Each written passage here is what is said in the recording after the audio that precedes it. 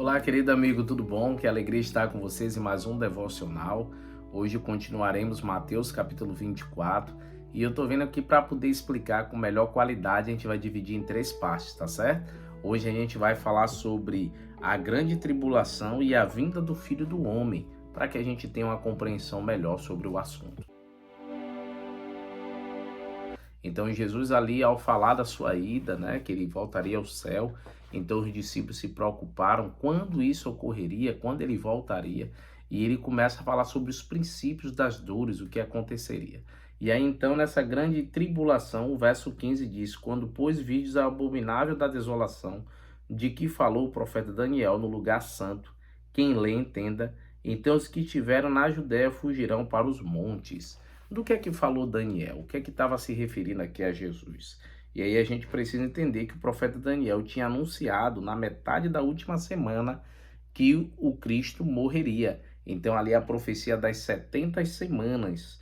Então isso ocorreu no ano 34 depois de Cristo. Lembra que a gente está estudando em Mateus que inicialmente ia se pregar só para os judeus? Então foi pregado até quando? Depois que Cristo morreu, mais 3 anos e meio até a morte de Estevão. Estevão, quando foi apedrejado, ali Estevão passou a ser o primeiro mártir, e ali então, quando ele foi apedrejado, os seguidores de Jesus saíram da Judéia e eles começaram a pregar a toda a nação. E as promessas de Deus agora se passou, para a vida de todos nós.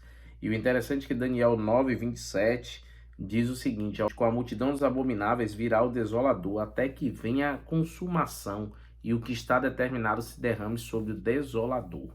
Ao final da abominação desoladora, ao falar da abominação, o que foi que aconteceu? Jesus se referiu a esta profecia de Daniel 9:27, a guerra dos romanos com Jerusalém, que foi do ano 66 a 70, onde Jerusalém veio a ser destruído o templo e a abominação pagã, desolando o lugar sagrado para sempre, onde até ali foi sacrificado animais imundos sobre o altar, profanando o templo e ali então destruindo não só o templo, mas também toda a Jerusalém. E o texto continua, Jesus diz assim, no verso 18, por exemplo: e quem estiver no campo não volte para buscar a sua capa, ainda ai das que estiverem grávidas e das que amamentam naquele dia. Orai para que a vossa fuga não se dê aonde? No inverno nem no sábado. Por que Jesus estava falando isso? Porque seria complicado, algumas coisas não pode se fazer no dia de sábado, e seria complexo as mulheres grávidas ou viajar, fugir no dia de sábado. E ali Jesus começa a falar não só da destruição de Jerusalém, mas faz uma aplicação também para o tempo do fim, porque ele chega a dizer o seguinte no verso 22, na verdade 23: então se alguém vos disser, eis aí o Cristo, ou ele ali, não acredite. Então Jesus começa a dar mais alguns sinais e como a gente ter cuidado, porque Cristo não virá apenas em um lugar específico. E é aí que ele fala um texto que eu gosto bastante, que ele diz assim, que o verso 27, porque assim como o relâmpago sai do Oriente e se mostra no Ocidente, assim há de ser a vida do Filho do Homem. Então, de um lugar a outro, quem está lá no Japão, quem está aqui no Brasil, que é aqui, por exemplo, quando é noite, lá é dia, Quando lá é dia, aqui é noite. Então, mesmo quem está no outro lugar, virá, vai ver Jesus voltando. Então, Jesus começa a dar alguns sinais para que os discípulos estivessem atentos a isso. E aí, então, a vinda do Filho do Homem, o verso 29 diz assim: logo em seguida a tribulação daqueles dias, o sol escurecerá, a lua não dará claridade, as estrelas cairão do firmamento, e os poderes do céu serão o quê? Abalados. Então Jesus agora começa a falar sobre alguns sinais que ocorreria. E esses sinais, alguns deles nós acreditamos que já se cumpriu, que são fenômenos astrológicos. E o primeiro deles, que é o dia ficar escuro, ocorreu no dia 19/5/1780. O primeiro dos 4 sinais astronômicos seria o escurecimento, então, do Sol. O segundo é relacionado com a Lua, que aconteceu nessa mesma noite, quando a Lua saiu em sua plenitude, mas sem iluminar. Olha que interessante. Parecia vermelha como sangue. O terceiro sinal relaciona-se com as estrelas, que foi um fenômeno extraordinário que aconteceu no dia 13/11 de 1833, quando aconteceu a maior chuva de estrelas cadente de toda a história. Então, três sinais aqui a gente já falou, Jesus fala de quatro. E aí o quarto fenômeno, as potências dos céus serem abaladas. A gente acredita que esse sinal ainda vai se cumprir e a referência para ele está em Apocalipse 16, verso 18 a 20. Então, queridos, aparecerá no céu o Filho do Homem, seguindo dizendo Jesus: todos os povos da terra se lamentarão e verão o Filho do Homem vindo sobre as nuvens do céu com poder e muita glória. Nós cremos que os sinais estão se cumprindo. Jesus está mais próximo a voltar do que quando começamos a crer.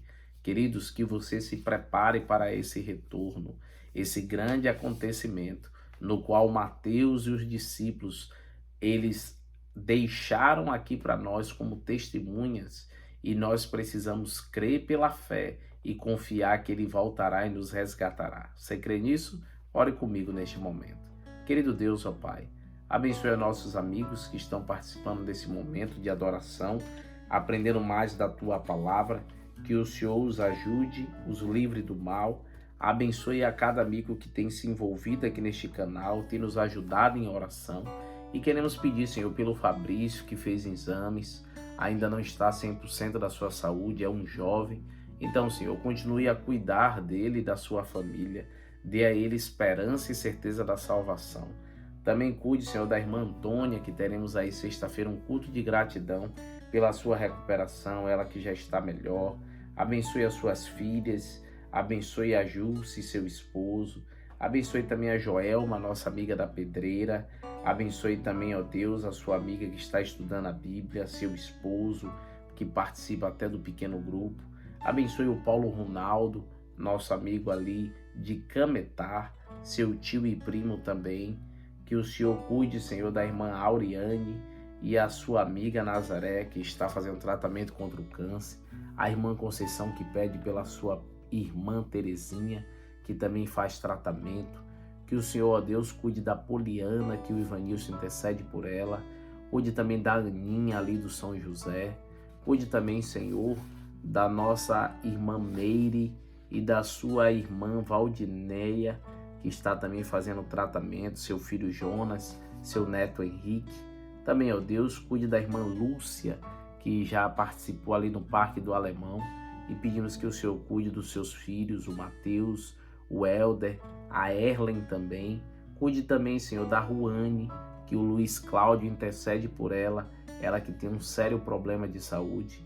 Mas também cuide da nossa querida irmã Áurea, suas filhas Adelaide e Miriam, que elas continuem crendo e perseverando na fé, crendo que o Senhor é o Deus de milagres. Cuide de nós no nome de Cristo Jesus. Amém, Senhor. Meus queridos, que Deus te abençoe. Não se esqueça que hoje temos o estudo bíblico Ouvindo a Voz de Deus e conto também com vocês em divulgar e participar do nosso canal. Um abraço, queridos. Tchau, tchau. Amanhã a gente conclui o estudo de Mateus 24, tá bom?